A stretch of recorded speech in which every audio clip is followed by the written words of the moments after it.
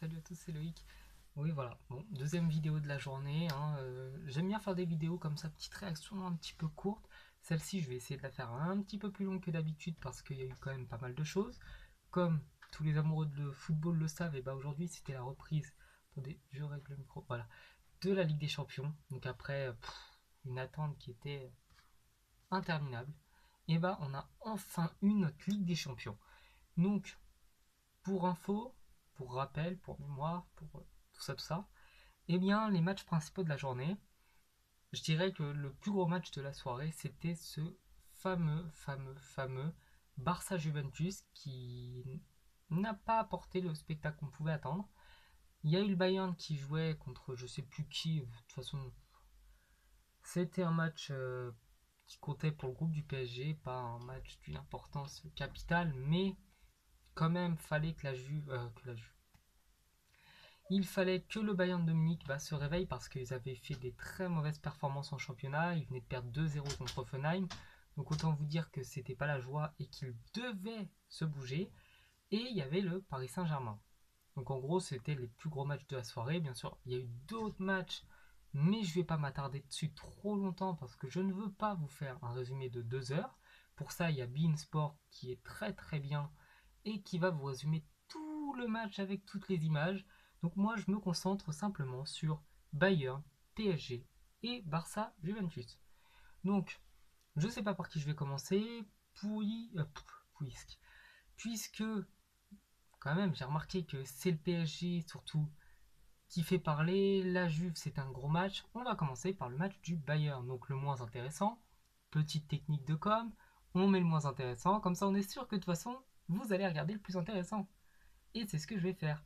Donc, le Bayern de Munich qui jouait. Ah purée, je sais vraiment plus contre qui il jouait. C'est terrible. C'est terrible. Je l'avais en tête avant de faire ma vidéo. J'appuie sur le bouton, j'oublie.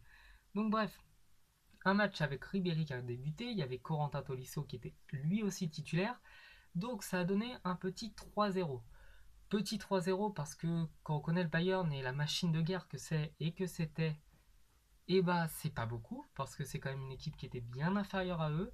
Anderlecht. Voilà, Anderlecht. Donc une équipe bien inférieure au Bayern.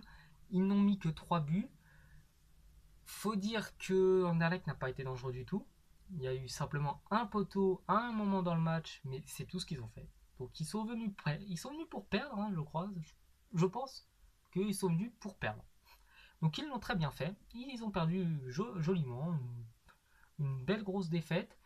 Donc Anderlecht qui est pas complètement éliminé, mais ils savent que de toute façon ils ne joueront pas le huitième de finale de Ligue des Champions, ils seront ni deuxième ni premier, ça c'est quasiment sûr. Ils ont réussi à gagner. Lewandowski au passage a mis son 41e but en Ligue des Champions, ce qui est quand même assez impressionnant. Et donc en gros, bah voilà, on va vite faire le tour. Simplement, ils ont mené 2-0 une bonne partie du match. Le 3-0, il est arrivé à la fin, à la 90e. Donc on va dire que les mecs, ils étaient déjà partis au vestiaire. Bref, c'était pas un gros match de la part du Bayern. Je l'ai pas regardé vu qu'il y avait le match de Paris quand même. Mais je pense que je vais pas le regarder en replay. Ça, c'est clair. Donc voilà, première étape, c'est fait. La seconde, je vais parler du Paris Saint-Germain parce que c'est pas le plus gros match de la soirée et moi, comme je parle de foot et pas que du PSG, je dois quand même parler de ce qui plaît le plus à la fin. Donc le Paris Saint-Germain affrontait quant à lui Glasgow, donc une très belle équipe, enfin très belle sur le papier, c'était pas non plus de la folie, c'était pas le Barça, mais avec une grande histoire et des super supporters. Qu'est-ce que c'est que ça? Donc c'est les chats qui font les cons derrière. Donc des super supporters, à 3-0 ils continuent à chanter, et même à 5-0, bon il y a pas mal de gens qui sont partis, mais je veux dire le bloc ultra est resté là, c'était quand même beau à voir. J'ai beaucoup d'admiration pour des mecs qui supportent leur équipe comme ça me fait penser vraiment à ce qu'on pouvait voir au Parc des Princes dans les années 2000, quand des fois on perdait des gros matchs et tout, contre Chelsea on a perdu 3-0, mais ça n'a pas arrêté de chanter. Et bien là, le Celtic a fait exactement la même chose. Donc très impressionnant.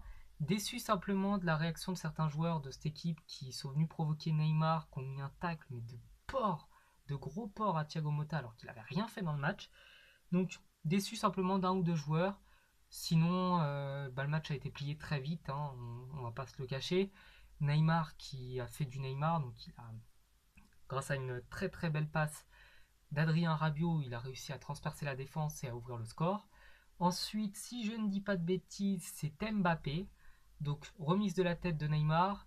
Cavani essaye de frapper, il loupe la balle. Mais c'est important, il a réussi, en loupant la balle, à attirer les 3 défenseurs sur lui, qui pensaient qu'il allait tirer. Donc, résultat, il n'a pas eu la balle, ils se sont fait surprendre. Mbappé qui a mis une grosse praline sous la barre.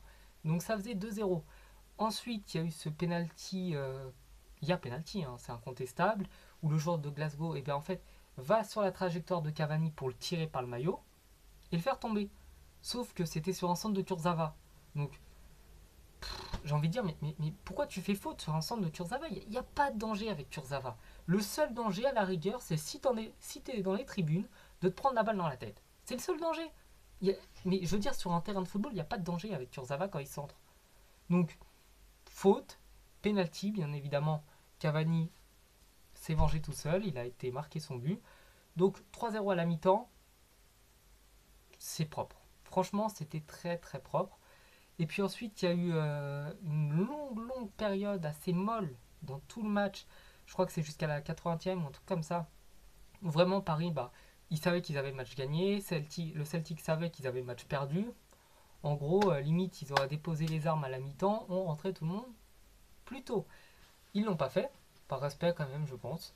Et Draxler a réussi à percer côté droit, a envoyé un centre très très puissant, qui était pas forcément vers un joueur de Paris, mais détourné par un joueur du Celtic.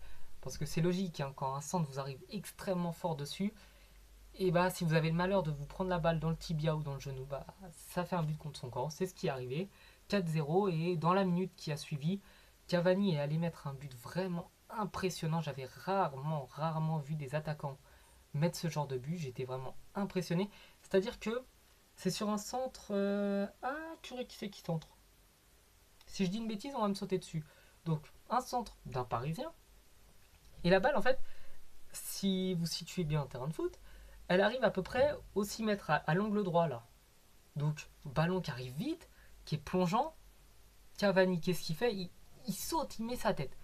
Et il a réussi à mettre une enroulée temps de gauche. Peu enroulée, mais vraiment la balle, elle a un effet de ouf. Elle tape sous la barre, enfin, elle tape dans le poteau et elle rentre dans les buts. 4-0, 5-0, pardon. Impressionnant, franchement, Cavani a été très très bon. Il n'est pas forcément, de toute façon on le dit tout le temps, hein, on le répète, mais c'est le cas. C'est pas un joueur que vous allez voir transpercer une défense tout seul. C'est pas un joueur que vous allez voir mettre des coups du sombrero à tout le monde avant de mettre une roulette au gardien. Non. C'est pas un joueur non plus que vous verrez mettre des frappes à 90 mètres sous la barre. Non. Mais c'est un gars qui va se sacrifier en défense, qui va faire beaucoup d'efforts pour attaquer, et surtout qui, même s'il va louper des occasions, il va les créer. Et il va les mettre, il va en mettre quelques-unes. Et à chaque match, il met 1 ou 2 buts. Hein. Vous regardez ses matchs depuis le début de saison, il n'est pas au top, il n'est pas énorme, mais ses stats, elles sont impressionnantes. Il marque à tous les matchs. Il marque à tous les matchs. Donc c'est tout ce qu'on demande à un attaquant. Donc Cavani a fait le boulot, Neymar a été bon, Mbappé a été vraiment bon aussi. Pas au niveau de Neymar hein, non plus, mais je veux dire, le gars a quand même que 18 ans. Et il a fait des très très belles choses. Donc j'ai vraiment hâte de voir ce que le PSG va faire contre Munich, parce que Munich a été un peu en dessous de l'habitude. Le PSG a été très au-dessus de son adversaire, a été très au-dessus du match. Donc j'ai vraiment hâte de voir ce que ça va donner. Malheureusement, je ne serai pas en France pour le voir en direct. Je vous expliquerai plus tard. Hein. Pour ceux qui connaissent un petit peu ma vie privée, ils savent où je serai à ce moment-là. Donc j'essaierai quand même de le suivre. J'essaierai de faire une vidéo dessus le soir voulu. Et maintenant, puisque ça commence à être long, on va parler de ce qui m'a choqué. C'est le Barça-Juventus. Donc la Juventus qui a perdu en défense, qui était son arme, hein, c'était la véritable tuerie à la Juve. Ils ont pris 2 matchs sur 12. 2 matchs. Ils ont pris 2 buts en 12 matchs en Ligue des Champions avant la finale qu'ils ont joué et qu'ils ont perdu. Donc autant vous dire que quand on sait qu'ils ont fait des doubles confrontations contre les meilleures équipes d'Europe, c'est que leur défense elle était énorme. Ils n'ont pas pris de but contre le Barça, ils ont pris un seul but contre Monaco qui était la meilleure attaque d'Europe l'année dernière. Une défense de dingue. Ils avaient Dani Alves, Barzali, Bonucci et Chiellini. Qu'est-ce qu'ils ont fait? Ils ont perdu Dani Alves qui a signé à Paris et ils ont perdu, je crois que je sais plus si c'est Bonucci ou Barzali qui est parti au Milan AC, donc chez un concurrent direct. Résultat, patatras, la défense elle était nulle, elle était au pâquerette. Buffon qui quand même un grand goal qui est pour moi le meilleur gardien de l'histoire, il n'a pas pu les sauver. C'est pas possible. Et dernière chose à préciser, Messi était dans un soir énorme. Il a fait tout ce qu'il voulait. Le premier but du Barça, il a pris la balle. Il a pris la balle, tranquille. Et il s'est dit, comme a dit Da Fonseca là, sur Bein, il a appuyé sur un bouton. Et il a transpercé tout le monde. Donc il porte le ballon, il avance, il avance, il avance. Il fait un petit 1-2 avec Suarez. Et après, il y a 4 joueurs qui lui sautent dessus. 4 joueurs au milieu. Et il frappe. Et ça part où? Ça part dans le petit filet. Qu'est-ce que tu veux faire? Le mec, il a 4 joueurs dessus. Il vient de se taper un sprint de 50 mètres. Il trouve moyen de trouver le petit filet. Et il l'a fait 2 fois. Il a fait 2 fois ça.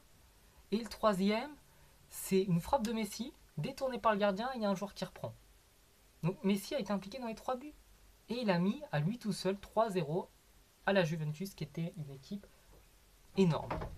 Eh bah ça y est. Oui, parce que si tout à l'heure j'ai eu peur, c'est parce que elle, là, elle attaque l'autre chat qui est à côté. Je sais pas pourquoi, mais dès que j'allume cette caméra, ils se disent tiens, et si on foutait le bordel? Ça pourrait être drôle. Donc elle l'a très bien fait, bravo à elle, hein, franchement, bravo. Et donc bah voilà pour la soirée de la Ligue des Champions. Après il y a eu d'autres matchs, mais dire que Chelsea a mis 6 ou 7 buts à une équipe de Ligue 2 de Corée du Sud, c'est pas vraiment très intéressant. Donc voilà. Fin de mon débrief, j'espère que ça vous a plu. Moi je suis un peu KO là. J'oublie pas de faire la vidéo, retrouverez-vous ces joueurs, j'essaierai de vous la faire avant de partir. Donc là elle est en préparation, j'ai juste à faire l'audio. Après je vais préparer la bande son, tout ça, tout ça, tout ça. Et après je mettrai mes images gentiment sur mon logiciel. Et je mettrai des petites animations, tatati tatata. Donc la vidéo elle va peut-être sortir peut-être demain, je sais pas, si je me lève tôt, si je fais tout ça, elle sortira peut-être demain ou jeudi. Donc voilà. Et je vous dis bah à la prochaine. Ciao.